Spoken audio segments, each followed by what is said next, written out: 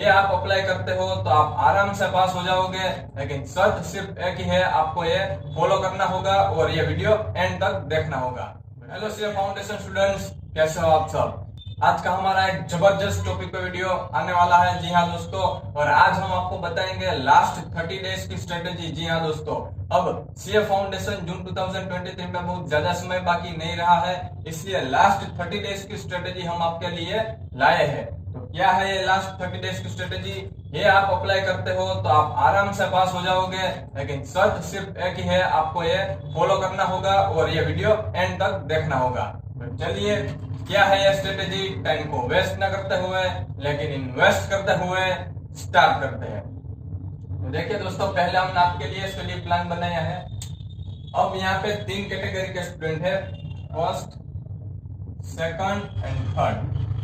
First category में क्या होता है कि स्टूडेंट्स ने अपना सिलेबस 70 या 100% तक कवर कर लिया होता है। दूसरी कैटेगरी में स्टूडेंट्स ने अपना सिलेबस 40 या 70% कवर कर लिया होता है।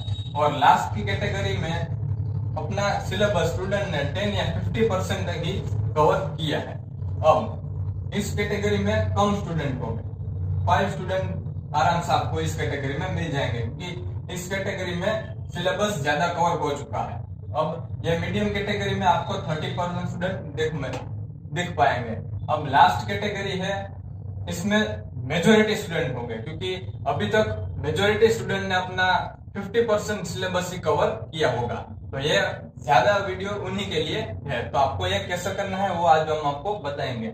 और यहाँ पे आपको 65% के स्टूडेंट्स मिल जाएंगे, क्योंकि 50% ही सिलेबस कवर हुआ है। तो इस वीडियो का हमारा मकसद है कि आपका टारगेट 200 प्लस होना चाहिए। जी हाँ दोस्तों, बाद में हम 250 जाएंगे, लेकिन पहले आपका 200 प्लस का टारगेट होना चाहिए। बाद में फिर आप भले ही 250 जाओ, 300 जाओ, लेकिन पहले तो आपका टारगेट 200 या 200 प्लस ही होना चाहिए। तो अब हम आपके लिए एक प्लान लेके आए हैं, आपके लिए एक टाइम टेबल लेके आए हैं। आपको क्या करना है, आपको अपने पेज में ऐसा टाइम टेबल बना लेना है। आपको सब्जेक्ट का नाम लिख लेना है, बाद में आपको कंसेप्ट का एक कॉलम बना लेना है, दूसरा कॉलम सेल्फ प्रैक्टिस का बना लेना है, तीसरा कॉलम रिवीजन का बना लेना है, और चौथा कॉलम यानी कि फोर्थ कॉलम आपको टेस्ट का बना लेना है। अब आपका पूरा पेज ऐसा होना चाहिए, और ऐसे पेज में आपको यहाँ पे सब्जेक्ट कॉलम, कंसेप्ट का कॉलम, सेल्फ प्रैक्टिस का कॉलम, रिवीजन का कॉलम, टेस्ट का कॉलम, ये सब आपको कॉलम बना लेना है। अब यहाँ पे मैं आपको एग्जांपल दे रहा हूँ। यहाँ पे मैंने लॉ लिख लिया, और लॉ में मैंने इंडियन कॉन्ट्रैक्ट एक्ट, सोगा, एलएलपी कंपनी, जितने भी एक्ट है या जितने भी चैप्टर्स है वो सारा आपने लिख लेना है। मैं आपको लॉ का एग्जाम देके समझाता हूँ, लॉ का एग्जाम्पल देके समझाता हूँ आपको। मैंने देख लिया, ये लॉ लिख लिया। लॉ में मैंने इंडियन कॉन्ट्रैक्ट, सोगा, एलएलपी कंपनी, सारे एक्ट जितने भी थे मैंने वो लिख लिए। अब हमें क्या करना है, आपको देखना है कि इंडियन कॉन्ट्रैक्ट एक्ट के सारे कंसेप्ट हुए हैं या नहीं। तो इंडियन कॉन्ट्रैक्ट एक्ट का आपका कंसेप्ट क्लियर है तो आपको ऐसे राइट मार देना है। अब आपको देखना है कि इंडियन कॉन्ट्रैक्ट एक्ट कंसेप्ट यानी कि कहानी तो मैंने पढ़ ली, लेकिन हमें सेल्फ प्रैक्टिस भी करनी होगी। लॉ में आपको कोर लैंग्वेज लिखनी होगी। आप ऐसे ही कहानियां सुनते रहोगे और ऐसे ही कह दोगे कि मुझे आ गया, मैं सब एग्जाम में लिख लूंगा, तो आपको एग्जाम में दिक्कत होगी। आपको प्रॉपर कोर लैंग्वेज आनी चाहिए, तभी आप एग्जाम में अच्छी तरीके से लिख पाओगे, तभी आप अच्छे मार्क्स से पास होगे। तो आप ऐसे ही नहीं कि कहानियां पढ़ लिया और लॉ में पास कर लिया, नहीं, आपको अपने सेल्फ प्रैक्टिस करनी होगी।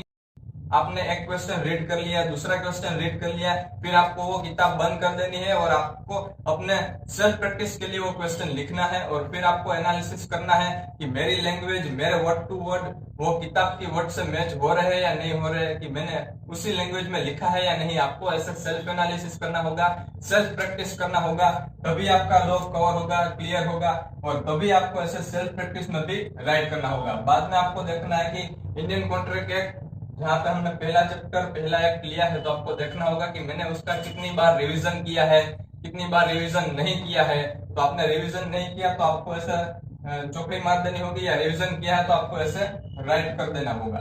अब फोर्थ यानी कि आपको यह देखना होगा कि मैंने इंडियन कॉन्ट्रैक्ट एक्ट की कितनी बार टेस्ट दी है, या टेस्ट ही नहीं दी है, सिर्फ रिवीजन कर लिया, सेल्फ प्रैक्टिस कर ली, कंसेप्ट क्लियर कर लिया, लेकिन टेस्ट तो दी ही नहीं, तो आपको टेस्ट भी देनी होगी। तो ये सभी कॉलम में आपका राइट हो जाए। बाद में आपको ऐसा समझना है कि मेरा इंडियन कॉन्ट्रैक्ट एक्ट क्लियर हो गया।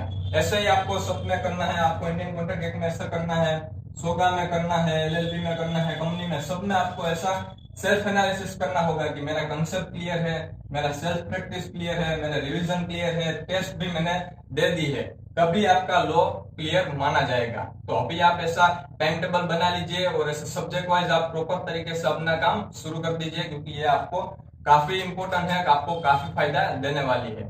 तो ये इस तरह आपको सभी सब्जेक्ट के यही टाइम टेबल को फॉलो करना पड़ेगा। और हाँ, आपको ऐसा लग रहा है कि मुझे सिर्फ पूरा ना सब्जेक्ट क्लियर करना है, पूरा चैप्टर्स पढ़ पढ़ के मैं थक गया हूँ या रिवीजन जो भी मैं करता हूँ वो भूल जा रहा हूँ, तो आपको क्या करना है, 50-50 का रूल फॉलो करना है।